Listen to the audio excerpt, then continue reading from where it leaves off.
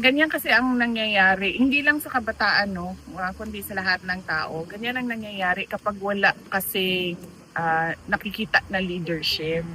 Nagkakanya-kanya yung mga tao. Kung makikita ninyo sa mga empleyado ng gobyerno ngayon, ganun din yung mentality nila. Nagkakanya-kanya sila. Kasi nawawala yung moral ascendancy nung nasa taas, yung mga nasa taas. Sinabi natin nasa taas, yung ating president, yung ating mga cabinet secretaries at iba pang nagtatrabaho sa Office of the President. Kapag ganyan yung nakikita ng mga tao, nawawala yung respeto. Kapag nawawala yung respeto, nagkakanya-kanya lahat ng tao. That is a manifestation of a weak leadership. Vice President Sara Duterte, good afternoon in this sunny day in The Hague. Kamusta kayo today, ma'am? Yes, I'm okay. Loving the sunny weather. Hindi kailangan mag-jacket. Very summer-ish. VP, how is your visit with PRRD today? Very good. Very happy ang mood ni President Duterte. And binanggit ko sa kanya na bago ako pumasok kanina, merong mga Filipinos na saan na sila? Yes.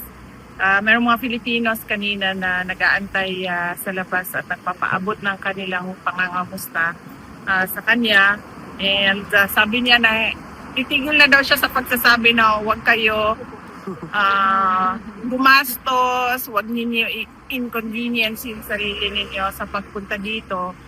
Sabi niya, gawin niyo na lang daw kung ano yung nasa puso ninyo. VP Inday, marami po kasing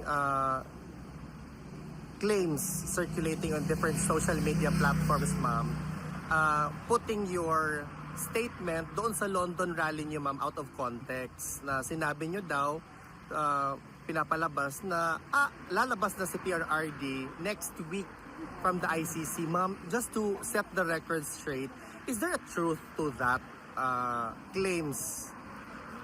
Wala akong sinabi doon sa speech ko na lalabas sa PRRD next week. Hindi ko alam kung saan nagsimula yung ganon, pero definitely wala doon sa transcript na nagsabi ako na lalabas na si PRD sa ICC or lalabas na si PRD next week. Dahil alam naman natin lahat at nakikita natin sa ICC website yung schedule ng kanyang kaso. At kung makikita natin na walang schedule ng hearing ng release at ang meron lang schedule ay yung kanya trial proper. VP, okay lang ba si PRRD with the heat right now, with the current weather ng Netherlands? It's very siguro comfortable sa init dahil kahapon naka-sweater pa rin siya at sinabihan ko na siya na hindi ko na kaya yung init dito sa kwarto, so kailangan natin buksan yung window. Tapos kanina, naka-close na naman yung window. So sabi ko sa kanya, walang hangin doon sa loob. So sabi ko, pwede ba natin buksan yung window? So pumayag naman siya. Mas gusto niya ang mainit kaysa sa malamig. Hindi siya makatolerate ng sobrang lamig. Kaya usually nag-aalala tayo kapag autumn and winter months na dahil sobrang lamig talaga. Ma'am, on a different topic, may question po. Ma'am, any talk po about sa Paxilica na balak pong itayo sa Pilipinas? Ano na? Paxilica? Yung Paxilica. Paxilica? Hindi, ma'am, Paxilica. Do you know anything about that? Wala ma'am? ako. I cannot comment on that. Ano pong masasabi niyo, ma'am, sa mga kabataan ngayon na nagiging violent na po sila, nagiging marahas na po sila to the fact na sa loob po ng school is nakakagawa na sila ng krimen? Ganyan kasi ang nangyayari, hindi lang sa kabataan, no, kundi sa lahat ng tao. Ganyan ang nangyayari kapag wala kasi nakikita na leadership. Nagkakanya-kanya yung mga tao. Kung makikita ninyo sa mga empleyado ng gobyerno ngayon, ganun din yung mentality nila. Nagkakanya-kanya sila. Kasi nawawala yung moral ascendancy nung nasa taas. Yung mga nasa taas. Sinabi natin nasa taas, yung ating president, yung ating mga cabinet secretaries at iba pang nagtatrabaho sa Office of the President. Kapag ganun yung nakikita ng mga tao, nawawala yung respeto. Kapag nawawala yung respeto, nagkakanya-kanya lahat ng tao. That is a manifestation of a weak leadership. VP Inday, just to close out the interview, do you have a message to the Filipino people? Actually, there's a lot of statement coming from, or reaction nila sa SONA na pawang promises lang daw kuno ni BBM. And actually, I'm one of the many Filipinos who are very much excited, no, sa 2028 election kung magkakaroon man, ma'am. What's your message to people like me and millions of us?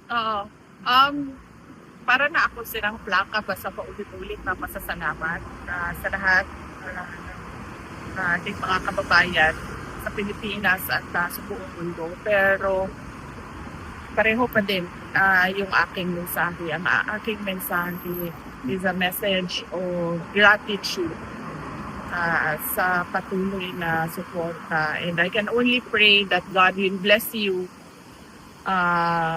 in your personal lives because of your love for your country.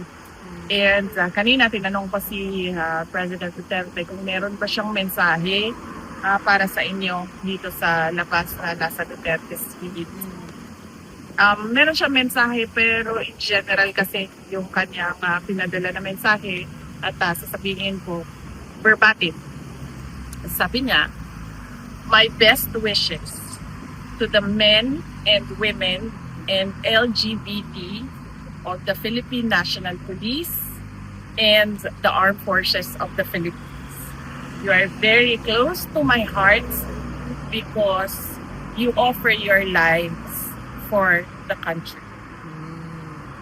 Please pa ako niyan doon para hindi ko makalimutan. Yan yung verbatim. May pahabol na question daw, Ma'am, ma'am. last, speaking of mensahe, any message mo kaya Senator Rodante Marcoleta? Oh, yes. Nagbisita ako sa kanya immediately after nung nag-submit siya sa court. And I will speak to him very soon. Pagbalik ko ng Pilipinas, meron ko mga schedules na pagbisita sa mga